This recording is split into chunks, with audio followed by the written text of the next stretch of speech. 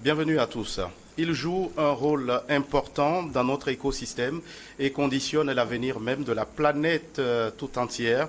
Les océans font face aujourd'hui à de nombreux défis liés à l'activité humaine. Il faut donc mobiliser et unir les populations du monde entier autour de la gestion durable de cette richesse naturelle. À l'occasion de la Journée mondiale des océans célébrée chaque 8 juin, nous abordons le sujet sur ce plateau avec deux invités.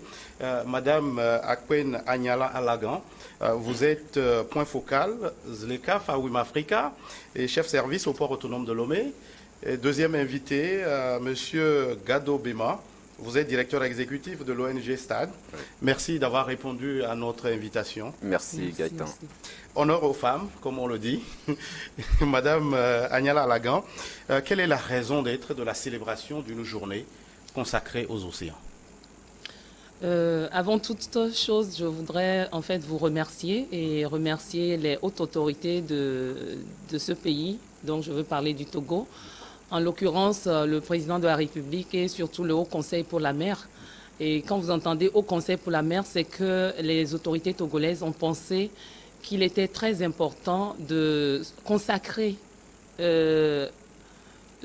disons, de faire un point focal sur les océans et les mers.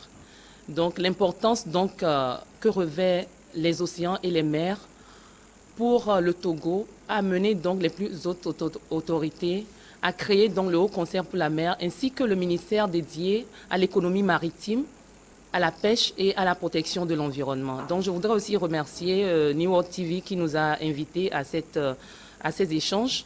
Sachez tout d'abord que la pollution reste l'élément moteur de la célébration des océans et des mers. La préservation de l'écosystème marin est d'une importance capitale pour la survie de l'humanité et surtout pour le convoyage des marchandises. N'oublions pas que 80% des marchandises dans tout pays passent par la mer, par les océans. Donc ce sont des navires, des bateaux qui font venir les marchandises sur nos territoires en vue justement d'approvisionner jusque le panier de la ménagère. Je vous remercie. Alors, Monsieur Gado Bema, je vous retourne cette question. Quelle est la raison d'être d'une journée consacrée aux océans?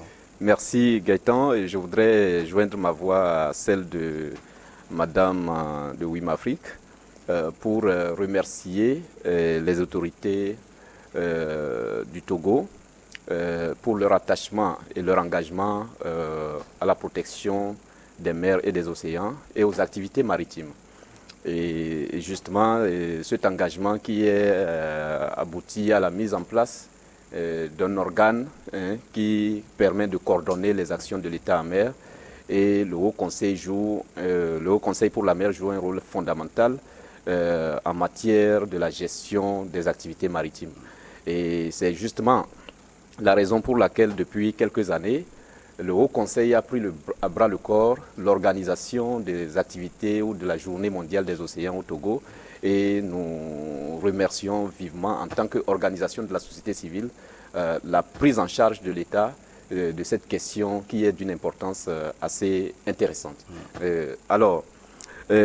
Par rapport à la quintessence de la Journée mondiale des océans, de la présence de la Journée mondiale des océans, il faut dire que cette journée a été instituée en 1992 à Rio de Janeiro lors d'une conférence des Nations Unies sur l'environnement où beaucoup de décisions ont été prises en faveur de l'environnement parce que les scientifiques s'étaient retrouvés, ils ont analysé l'évolution des dégâts qui sont causés par l'humain à travers des activités, donc plusieurs champs d'activités. Donc que ce soit des activités industrielles, des activités terrestres des humains et le comportement vis-à-vis de l'environnement. Donc, et les résolutions ont été prises. Et donc à partir de ce moment, on a commencé par voir les dangers qui étaient créés face à la pollution grandissante et croissante des océans. Et cette communauté internationale a souhaité vivement instituer cette journée pour sensibiliser, galvaniser le monde entier à prendre des dispositions pour protéger les océans.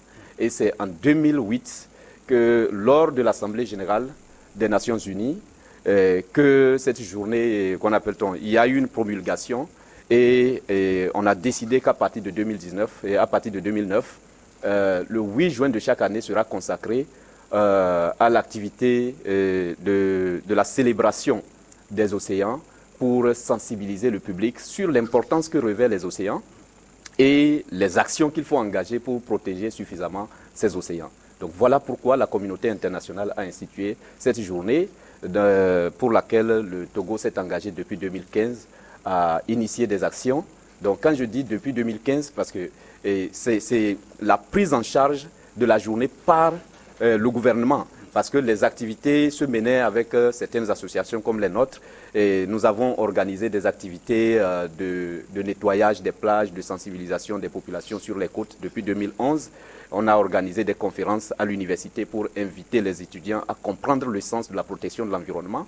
Et à partir de 2015, le gouvernement, à travers le Haut Conseil pour la mer, a commencé par vraiment s'engager dans les actions et à fédérer toutes les énergies, donc notamment le secteur privé, les associations, pour pouvoir mener des actions d'envergure sur la côte afin de protéger suffisamment notre côte. Alors, Madame Agnella Lagan, alors au-delà, après ce développement, ça veut dire, et vous qui êtes à WIM Africa, il faut dire que c'est la grande famille des femmes qui travaillent dans le domaine maritime. Alors, ça veut dire que cette célébration revêt une importance très capitale pour vous. Effectivement, WIM Africa, entendez par WIM Africa, Women in Maritime in Africa. En fait, c'est une organisation qui est née grâce à l'appel de Madame Dr Dlamini Zuma, qui entre-temps était donc la présidente de la Commission économique de l'Union africaine. En 2015, a lancé l'appel comme quoi, lors des différentes conférences et des études sur le futur des océans et des mers, on n'entend jamais parler de l'opinion de la femme. La femme n'a pas l'occasion de s'exprimer.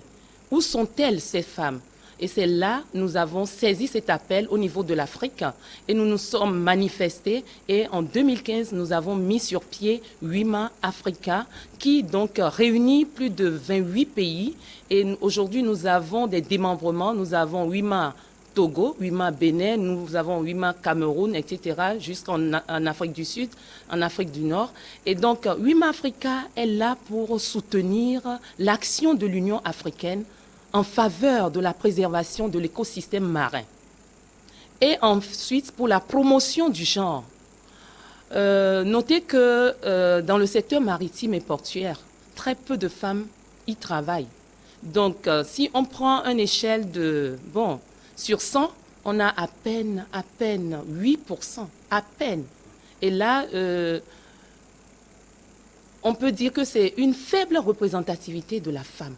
Donc, depuis que WIMA Africa a commencé ses actions de promotion, de motivation, de sensibilisation, il y a eu beaucoup d'avancées. Et nous avons également milité auprès des autorités, parce que notre rôle, c'est un rôle de lobbying auprès des autorités de nos différents pays africains pour que la femme ait une place et que la jeune fille soit intéressée à travailler dans le secteur maritime, dans le secteur de la pêche et dans la protection de l'environnement marin.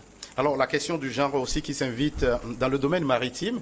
Alors, madame, vous gardez la parole et cette année, à l'occasion de la célébration de cette journée, on parle de revitalisation et puis action collective pour l'océan. Qu'est-ce que vous en entendez? En fait, au niveau de l'action collective pour l'océan, c'est un thème qui a été très bien réfléchi. On ne peut pas travailler en vase clos. Toute politique doit être basée sur une stratégie collégiale, communautaire, qui appelle l'implication de la communauté, des collectivités locales, de tous ceux qui habitent dans l'environnement immédiat marin. Et donc, ce thème a été choisi pour réveiller les consciences au niveau de tous les acteurs qui militent ou qui travaillent dans le secteur maritime. Nous allons citer les consignataires. Ce sont eux qui représentent les commandants de navires dans nos différents pays côtiers. Ensuite, nous avons les commissionnaires agréés en douane. Ce sont des sociétés installées au niveau des ports et qui font passer les marchandises, qui font les formalités de dédouanement et ensuite pour que la marchandise soit disponible dans le magasin afin que la population puisse s'en procurer.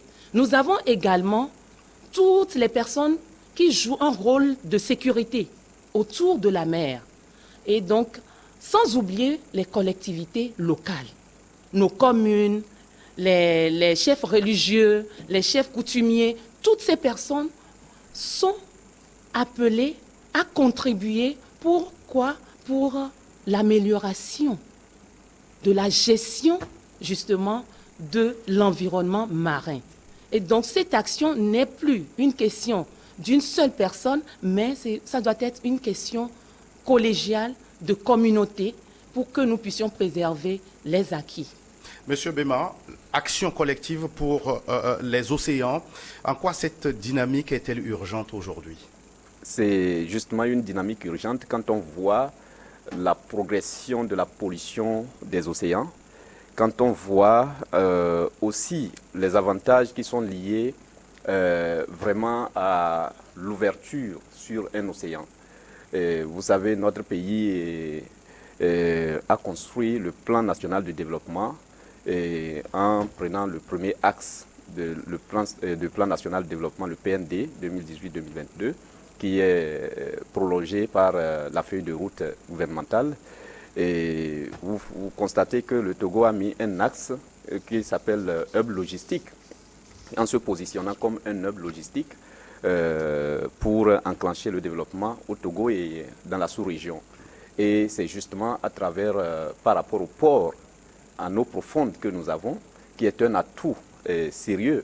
Tout à l'heure, Madame disait que le transit ou le transbordement maritime fait 90% de marchandises que nous avons aujourd'hui dans nos pays, que ce soit les pays côtiers ou les pays de l'Interland.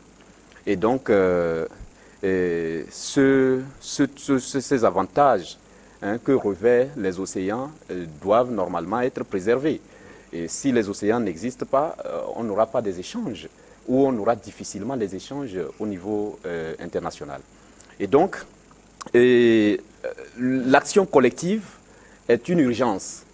Et la revitalisation également est une urgence. La revitalisation, ça veut dire restaurer. Restaurer les océans, restaurer les écosystèmes. Okay? Parce que pendant longtemps, ils ont subi des dommages.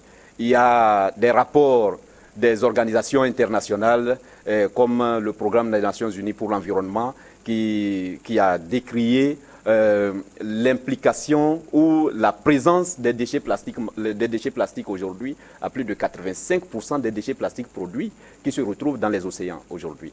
Vous avez également les déversements des déchets industriels dans les océans qui impactent sérieusement l'écosystème marin. Et c'est tout ça là qu'il faut restaurer. Et puis, prendre des initiatives pour éviter les menaces aujourd'hui qui vont impacter dans le futur également les océans. Donc, voilà pourquoi c'est une urgence de prendre des initiatives collectives. Donc, d'inviter tous les acteurs, comme Madame l'a dit, les acteurs de la société civile, les acteurs étatiques, les partenaires financiers, et puis également les collectivités, les chefferies traditionnelles, pour se mettre ensemble et créer des initiatives en faveur de la protection des océans. Parce que si nous ne les protégeons pas, non seulement nous sommes face à des conséquences comme l'érosion côtière, et à des conséquences comme les changements climatiques, parce que l'océan joue un rôle fondamental dans les changements climatiques en piégeant le carbone. Le carbone qui est l'élément essentiel de la destruction de la couche d'ozone qui crée les changements climatiques aujourd'hui. Les océans piègent 80% de carbone. Et si nous n'avons pas des océans, c'est sûr que, en fait, dans 2-3 ans, nous ne pourrons pas vivre comme nous vivons aujourd'hui. Donc c'est très important de pouvoir prendre des initiatives urgentes pour préserver et protéger ces océans. Alors, madame, les défis sont énormes aujourd'hui, les défis auxquels nos océans font face, et parmi lesquels la pollution, comme vous l'avez évoqué. Comment décrivez-vous la situation? Je souris, mais en fait, c'est un sourire mitigé pour vous faire comprendre que la situation, en fait, elle est grave. Elle est très grave au niveau africain et mondial. Et donc, il est dit déjà que dans 20 ans, 30 ans, nous aurons du mal à contenir les océans. Tout ce que nous avons, toutes les maisons, toutes les habitations qui sont en bordure de mer risquent d'être avalées. Il suffit de faire le tour le long de la côte togolaise, du littoral, depuis la frontière du Ghana jusqu'à la frontière du Bénin. Vous vous rendrez compte qu'il y a une érosion côtière qui est manifeste et qui est criarde. Beaucoup d'associations en ont tellement parlé. Et je sais qu'au niveau des autorités togolaises, nous avons par exemple la préfecture maritime et le Haut Conseil ainsi que la direction des affaires maritimes. Les trois entités travaillent depuis leur installation, travaillent en termes de sensibilisation. Il y a beaucoup de campagnes de sensibilisation qui sont faites auprès des collectivités. Chaque fois sur le littoral, on réunit des gens pour leur expliquer les prises de risques, parce qu'il y en a qui osent aller installer leurs bâtiments et autres en bordure de mer. Mais que faire? Il s'agit d'une prise de conscience collective. C'est la raison pour laquelle justement ce thème voit le jour. On parle de quoi? De revitalisation. Revitaliser veut dire quoi? C'est qu'il y avait un existant et aujourd'hui, on demande de revitaliser nos politiques. À travers quoi? Les discours? Non, plus de discours. On veut des actions. Donc, en tant qu'organisation, WIMA Africa milite depuis auprès de l'Union africaine et auprès des États pour que la préservation de nos côtes, la protection de la côte et la préservation de nos océans à travers la non-pollution soit une action concrète qui est menée sur le terrain. Et c'est la raison pour laquelle aujourd'hui nous voulons saluer en fait cette initiative du Haut Conseil pour la mer qui a pris cela à bras le corps, puisque dans le programme qui sera déroulé, que nous allons vous présenter bientôt, il y aura une caravane le long du littoral pour en parler. Mais en dehors de ça, il y a des actions clés. La sensibilisation, parce que sans la sensibilisation, on ne pourra rien faire. On peut dire, voilà, si on est un peu trop rigide, c'est-à-dire et mettre en place des lois ou bien des interdictions sur la côte pour qu'on évite la pollution. Quelqu'un me dira, mon sachet il se trouve à Guenivé, je l'ai jeté par terre. Qu'est-ce que ça peut avoir comme impact sur la mer? Je suis désolée. Nous avons aujourd'hui des caniveaux. Il y a beaucoup d'efforts qui ont été faits. Les caniveaux drainent ces ordures-là, ces déchets plastiques qui se retrouvent dans la mer. Si vous voyez les tonnes de déchets plastiques qui sont retirés de la mer chaque année dans tous les pays. En Angola, récemment, nous avons WIMA Angola. Ils ont montré beaucoup de choses qui ont été retirées de la mer. Vraiment, c'est un problème qui est très important à considérer par tout habitant du nord au sud et de l'est à l'est, parce qu'il ne faut pas dire que c'est seulement les gens de Lomé. C'est tout le monde qui est concerné. C'est très préoccupant, la situation est préoccupante. Nous allons marquer une toute petite pause, le temps d'une nouvelle édition du journal sur votre chaîne.